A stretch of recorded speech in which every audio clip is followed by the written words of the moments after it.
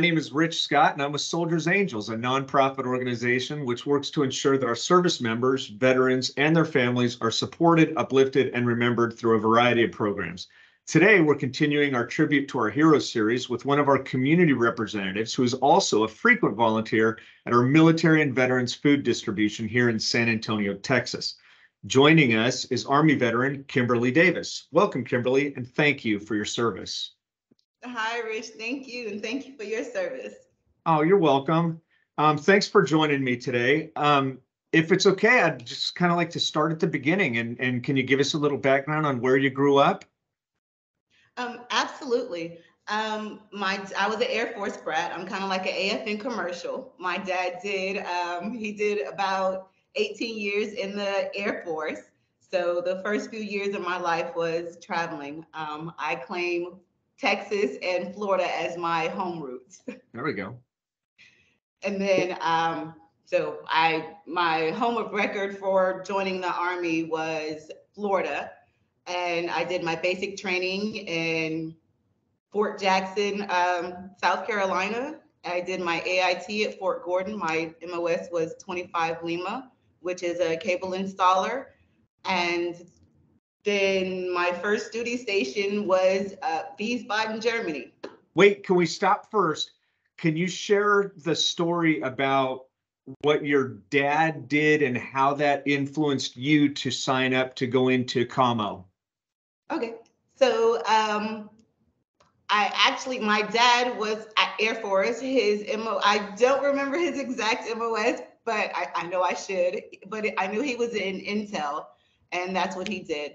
My brother also went to the Army. He was a combat medic, and my sister went to the Army. She was a communication specialist as well. So, and I'm the youngest, and I was a 25 Lima. After your dad's service, he got a job with AT&T, right? Correct. He was working for,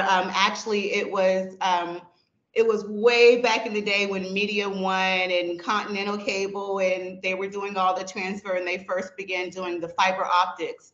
And he was one of the first when they did the transfer with fiber optics.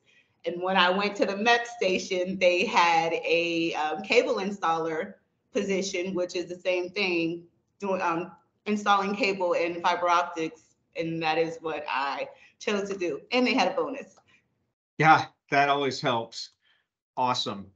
So you went COMO, and so you did Fort Jackson for basic, then you did Fort Gordon, then went to Wiesbaden. Now in Wiesbaden, that wasn't your first time overseas, right?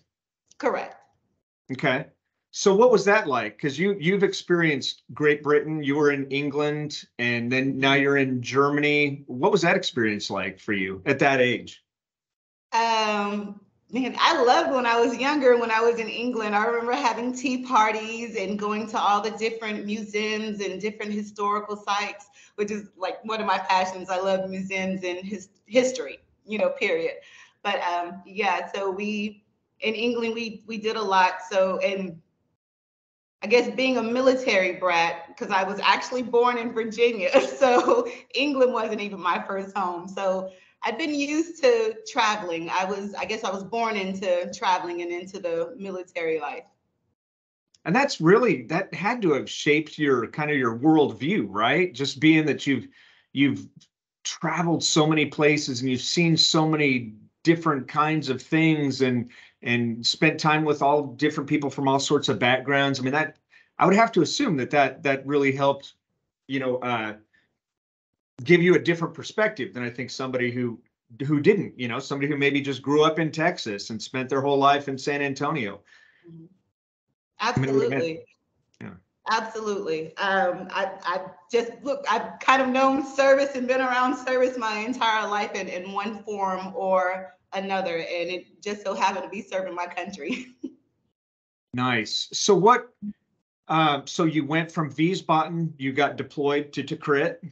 Correct. Iraq. Correct. Can you tell us a little about your experience in Tikrit? Absolutely. Shortly before I was initially my orders were to go to Erjan, Kuwait, with the hub platoon doing my MOS. I want to say 3 days to 24 hours in advance, I was notified that I was going to be changing to go to crit and work in operations. So I definitely was not prepared for that. I had never worked in operations in the military. So I was not prepared for knowing that, but it was okay because actually I'm really good with administrative skills and I have a really vast knowledge of how to work in operations. I've operated businesses and such, and I've helped with different nonprofits and small businesses. So it wasn't even prior to joining the service and after. So That's it was great. a good transition. What was a good memory? Do you remember something that you really enjoyed into crit? I know that's a crazy question, but there had to be something there that you thought was pretty cool. Into crit, yes. I will say I had a family into crit. I had of course, my fellow brothers and sisters and different contractors. I had a family, and so I wasn't alone, and it made those days real easy. That's such a great way of putting it. I've been to crit twice, and both times I felt a sense of community. Like it just seemed like the units that were stationed there were really close-knit folks. And I'm sure that had a lot to do with the challenges that they were overcoming together. But it really was a pretty awesome thing to see folks, bond together like that. Especially on the other side of the world, in such a trying time. In a combat zone. Right. Yeah. So can you tell us a little bit about the kind of some of the skills that you developed in the military, in the Army?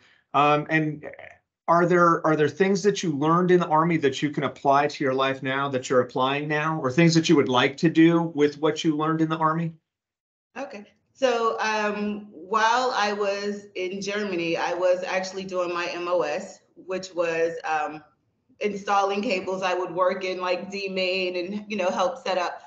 I went to the field a lot, so I got a lot of training. Like within my first 2 weeks, like as soon as I in process in Germany, I went straight to the field. So Yeah. I got a lot of training, and I did that all the way up until deployment. Yeah, I learned. I have not necessarily used any of my communication installing skills since I have been out of the military, but I've definitely used the skills that I learned in operations, such as I guess helping to disseminate information. I was able to help my fellow comrades with doing their leave and sick days and things that were going on back home, and making it an easy transition when making sure their paperwork was correct. And I guess the best thing was paperwork. I love paperwork, I guess, and making sure that it's order and organized. And that was really good. Making sure that when Soldiers Angels sent care packages to the soldiers, that they were disseminated, and I got to hand them out to the soldiers, because one of the things I did was the mail as well. It was really hectic. There was a lot of moving parts, because I remember the QRF was attached to my unit, and the MPs were attached to my unit, and there was a lot of moving parts, and I guess there was never a dull moment. Yeah. So for people that don't know, QRF is Quick Reaction Force, MP is Military Police, and so you were with folks who had to respond immediately to a crisis, and you had to be able to make sense of the situation and provide them with some sort of resource if they needed it, or assist them in some way. Certainly, from my perspective, I just didn't want to get in their way. I just thought, okay, what can I do, and what can I do to not mess up their mission? That's super cool. When you were talking about your trip to the field, as soon as you got to Wiesbaden, that was something so when I got to Germany, I had a similar situation. It seems like I just got off the bus and they handed me my bags and sent me out to the field. Maybe that's something that most folks going to Germany, you know, they get sent to the units that are going to the field first or something. I don't know. But that was definitely Initiation. that was definitely my experience, the same. So you've been volunteering with Soldiers Angels for a while, at the food distribution, at our military and veteran food distribution each month. You are just always serving help. What is the word? See, this is where we get to edit, right? Edit moment. That's right. That's right. Now you have to edit it, editing people. Okay, hold on. Yes, I'm sir, surprised. Mrs. I have been helping with Soldiers Angels for a while now. I help on a monthly basis I help on a regular basis with the monthly food distribution that is held here in San Antonio at the Cowboys dance hall stadium. Um, I direct traffic. That's the group or the team that I'm on for that particular event. I also attend the GI forum, and they have different activities there. One day is they have bingo and pizza, which is actually my favorite event to attend, the bingo and pizza at the GI forum. They have a activities and Sundays day as well. Then they have the at the Polytrauma Center, they have the garden. I haven't quite been out there because it's been a little too hot. So, but I Yeah, did initially yeah. go out there. But I've volunteered there. And I guess I volunteered at other resource events. I did this Super Bowl, Super Bowl volunteer Yeah, event that yeah. they had. I've done quite a few events, and I really enjoy it. That's so great. And I think you're picking stuff that plays to stuff that you're good at, where you're just naturally drawn to, and people are probably drawn to you because you're doing great stuff. You've also recently been selected to be a community representative for Soldiers Angels, correct? Yes, sir, I have. Love And that. that's a big honor. Yeah. That's a huge honor. I think it's just wonderful, and I'm so happy for you. And I think Soldiers Angels is blessed, to have you as a volunteer, as a partner. Um, Me personally, I'm just very grateful to know you, and to know that folks like you are out there serving the community. Oh, wow. Thank you very much. You're welcome. Let's see. Do you have any words of wisdom that you'd like to impart on the next generation of soldiers or service members? I absolutely do. It is your purpose to serve. I love that. I love it. Um, let's see. I'm trying to think. What does it mean to you to be a veteran? A veteran. My favorite thing.